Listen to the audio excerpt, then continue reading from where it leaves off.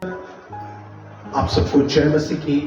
आज प्रभु के संदेश से हम कुछ सीखने जा रहे हैं और जानते हैं, एक बात से आपको उत्साहित करना मांगता हूं, एक बात से आपको आशीषित करना मांगता हूं, एक बात से आपको सिखाना मांगता हूं कि परमेश्वर पिता की योजना आपके लिए भली है। परमेश्वर पिता आपसे प्यार करते हैं, उसकी दया आपके लिए बड़ी है। और एक बात जानिएगा, परमेश्वर पिता ने आपको चुना है आपकी योग्यता के द्वारा नहीं।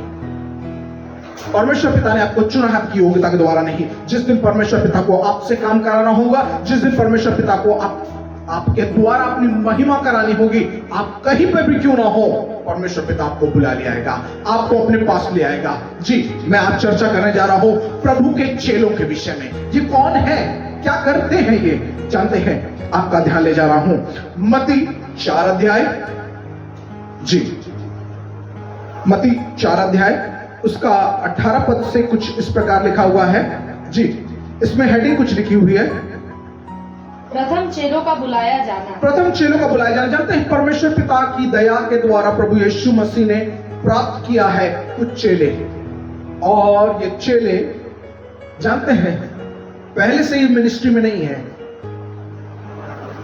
ये सेवकाई में पहले से नहीं है। मालूम है ये क्या करते हैं? मछली पकड़ने वाले हैं। जी, हालेलुया।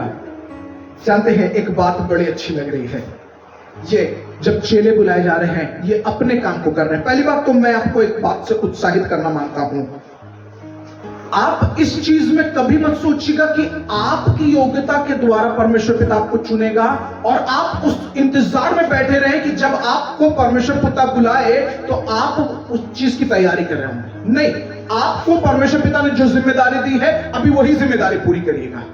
अगर उसने आपको पढ़ने के लिए कहा है, आप पढ़िए। यदि आप टीचर हैं, पढ़ाते हैं, पढ़ाइए। यदि आप स्टूडेंट हैं तो पढ़ते हैं, पढ़िए। यदि आप परिवार में हैं, यदि जिम्मेदारियों में हैं, तो अपनी जिम्मेदारी को जो आप कर रहे हैं उसको करिएगा। जिस दिन परमेश्वर पिता को आपको बुलाना होगा, वो बुला ले आएगा। और आप जहां कहीं भी हो, जिस दिन वो चाहेगा आपको बुला लेगा। यदि आपको याद दिलाना चाहता हूं, दाऊद अभिषेक के लिए तैयार नहीं था, वो भेड़ बकरियों को चरा रहा था। लेकिन जब शमूएल नबी वहां पे आया, पिता के पास जो ईशै के पुत्रों, जितने भी पुत्र थे, सबसे बेस्ट सब वहां खड़े थे। लेकिन मालूम है, परमेश्वर पिता की इच्छा दाऊद के लिए थी। और शमूएल ने कहा, इनमें से कोई भी नहीं है, क्या कोई अभी बाकी है? पिता ने उसका इंट्रोडक्शन इस प्रकार से दिया, है एक को, है नकारा है, भेड़ बकरियों को चराने वाला है। जानते हैं क्यों?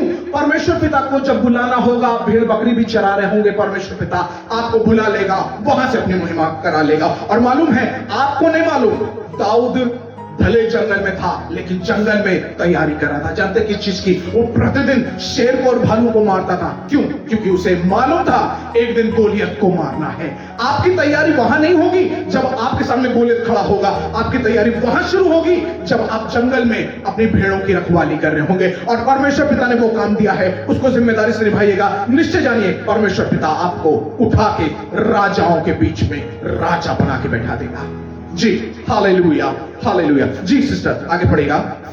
गलील की झील के किनारे, गलील की झील के किनारे फिरते हुए उसने दो भाइयों अर्थात शमौन को जो पतरस कहलाता है और उसके भाई अंद्रियास को झील में जाल डालते देखा, क्योंकि वे मछुए थे। जानते हैं इसमें ये क्या कर रहे हैं? ये झील में जाल डाल रहे हैं क्योंकि वे मछुए, उनके पास जिम्मेदारी है, जो काम है। जैसे दाऊद चरवाहा है, वो अपनी भेड़ों की चरवाही कर रहा है, वैसे ये मछुए हैं, ये अपने काम को कर रहे हैं। इनको बताने की जरूरत नहीं, भैया तुमको अब ये काम करना है, अब वो काम करना है। जाते हैं क्यों? क्योंकि ये अपने काम के प्रति जिम्मेदार हैं। लेकिन एक मजेदार बात है 19 पद में, जी, यीशु ने उनसे कहा, मेरे पीछे चले आओ, तो मैं तुमको मनुष्यों के पकड़ाने वाले बनाऊंगा। ओ, मनुष्यों का पकड़ने वाला। जानते हैं, यीशु मसीह ने उनसे कहा, तुम मेरे पीछे आ जाओ।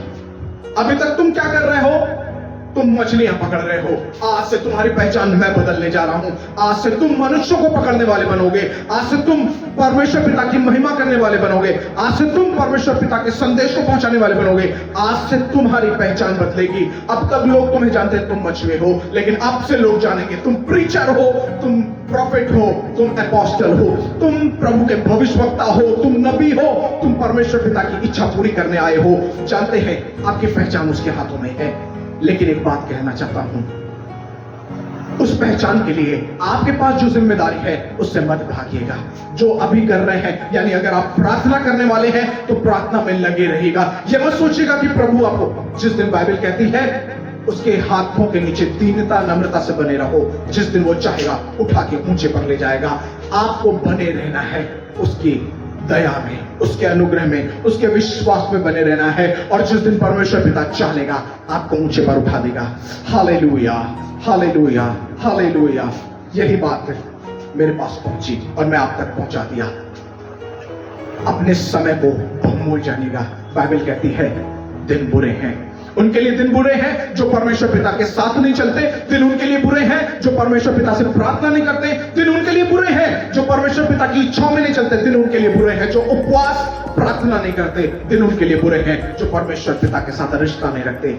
लेकिन उनके लिए बुरे नहीं है जो परमेश्वर पिता के साथ हैं। बाइबल कहती है वे खजूर के नए फूले फलेंगे, लबानोन के देवदार के समान फलते रहेंगे, वे रस भरे होंगे, लहलहाते होंगे। जानते हैं क्यों? क्योंकि परमेश्वर पिता का अनुग्रह उनमें होगा, सामर्थ्य उनमें होगा। जहां वो खड़े होंगे वो दशा, वो जगह बदल जाएगी।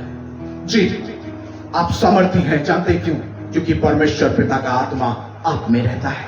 जी, आप सामर्थी हैं, आप परमेश्वर पिता के बेटे बेटियां हैं। जानते हैं क्यों? क्योंकि परमेश्वर पिता ने आपको नाम लेके बुलाया है और अपनी सामर्थ्य से, अपने अभिषेक से भरा है कि आपके जीवन में वो अपनी महिमा पूरी करे। इसलिए परमेश्वर पिता से प्यार करने वाले भाई बहनों, उससे प्यार करते रहेगा, उस पर भरोसा रखिएगा, कभी निराश मत होइएगा। लोग आपके विषय में कुछ कहे तो कहे, आप मत निराश होइएगा। जानते हैं क्यों?